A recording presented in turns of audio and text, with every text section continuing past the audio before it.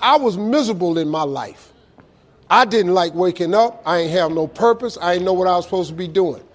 On October 8th, 1985, I walked in a comedy club for the first time. A girl took me down there. She said, "You got to go to a comedy club. You the funniest person I've ever met." I walked in the comedy club. I signed up for the following week. I'm gonna sit here and learn. I knew I was funny. I just didn't know what to do with it. They had 10 acts go up. I didn't laugh at one joke. I was just sitting there man, I wish that was me. It got to guy number 10. They called his name. He wasn't there. They said, "Well, he's not here. We're going to go to next week's list." "Steve Harvey, where are you?"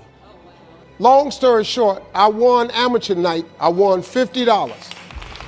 It was a 45-minute drive to my house with this girl named Gladys.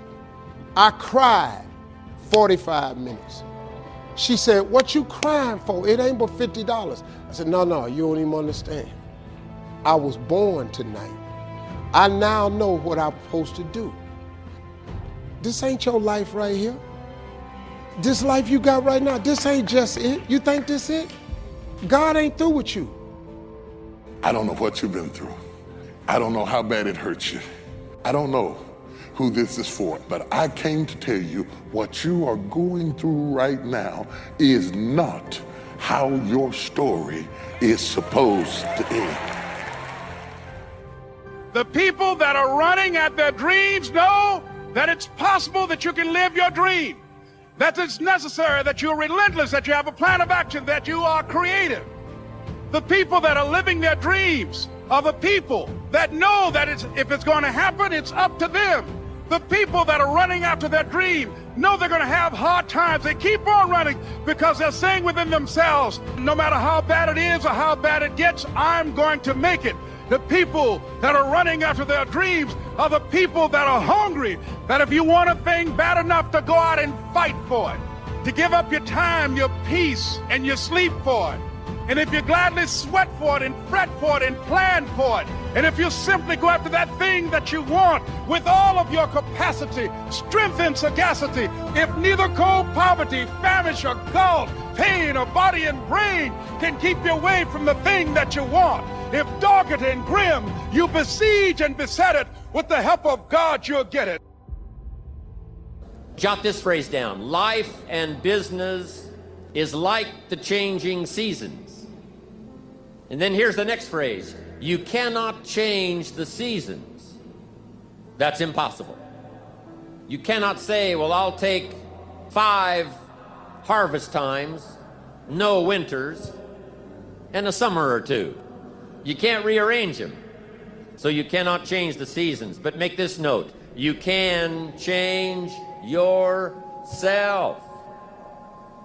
And by the way, only human beings have this extraordinary ability to make dramatic changes in their life. In America, the goose can only fly south in the winter. He can't fly any other direction. But that's not true with human beings. Human beings can go north. They can go east. Human beings can live one way for 5 years and then tear up that script and live a totally different way the next 5 years. If you want your income to change, I'm telling you, it's within your power. Any year you choose, you can make incredible changes in your life.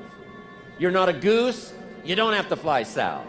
Anytime you want to, you can say, I'm going to change my attitude. I'm going to change my income. I'm going to do more than I've ever done before. Take on that as your God-given right as a human being to change your life to whatever degree you want it to change. If I can do it, you can do it. There isn't anybody in here that can't do it. Dramatically change the course and the quality of your life. Now here's the 4 major lessons in life to learn. Number 1, learn how to handle the winters. Winter comes after fall. Difficulty follows opportunity. It's been the rhythm of life for the last 6,000 years of recorded history. Now there's all kinds of winters. There's the winter of the season, but there's all kinds of other winters. There's political winters. What a winter that was when the Nazis marched into Prague. What a winter it was when Stalin finally took power in Russia. What a winter it was in Japan back during World War II, one of the longest winters in recorded history. So the winters are going to come. The winter of sickness, the winter of devastation, social winters, economic winters. It's simply called wintertime. But the winters are inevitable. You say, well, Mr. Rohn, what can I do about the winters of life? In World War II, we marched against the winter, and finally the spring came. And that's what I'm telling you. It's possible for you to conquer your winters. But anyway, that's going to come. The winter of a divorce, the winter of a death in the family, some things we can't understand. But here's what we do know. It's possible for us to get through the winter. Here's what's exciting about the passing of time. It takes you through whatever you're experiencing at the moment. Now, how do you handle the winters? You can get better, and you can get stronger, and you can get wiser. There's no winter powerful enough that you cannot of figuring out a way to get through it. Hang on. Make this note. Winters don't last forever. So become wiser, become stronger, become better to handle the winters that are going to come in your life. With self-esteem bursting out all over, with the skills you're going to develop, you're going to be able to handle whatever comes your way. I promise you that. Now here's the next season. It's called the season of spring. Spring always comes. Sometimes the winter seems long, but sure enough, eventually, winter has to give way to the spring. The difficult time has to give way to opportunity. Just hang in there when the night is long. Hang in there when it's dark. And your spring will surely come. Now here's what you must learn to do. Jot this note down. Take advantage of the spring. You must seize that moment. It is true that the dark time doesn't last forever, but here's what you've got to also understand. Spring doesn't last forever. Take advantage. Don't be lazy, especially in the spring. Don't be distracted, especially in the spring. Get up a little earlier, stay up a little later. Take advantage of this spring that's here. You've got to take advantage of every spring that comes because there's only a handful. Life isn't forever. The sunrise doesn't last all day. The sunset doesn't last all night. We all have periods of time, pieces of time. And when those pieces of time comes, what you've got to do is take advantage of each time that comes.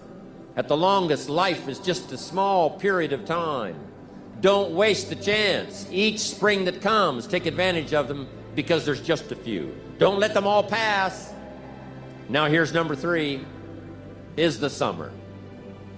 In the summer, we've got two things going for us. One is opportunity, but the other is to watch out for your enemies. And believe me, we're going to have some.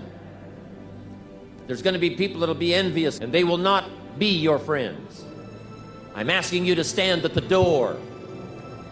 I'm asking you, whatever threatens you, threaten it back. Whatever wants to overwhelm you, stand up and do battle with your enemies wherever you find it. Now here's one more. We must also deal with the enemies within ourselves. Make this note. Don't become a victim of yourself. It's possible to become a victim of gossip. It's possible to become a victim of the things that happen. But here's the most important thing. Don't become a victim of yourself.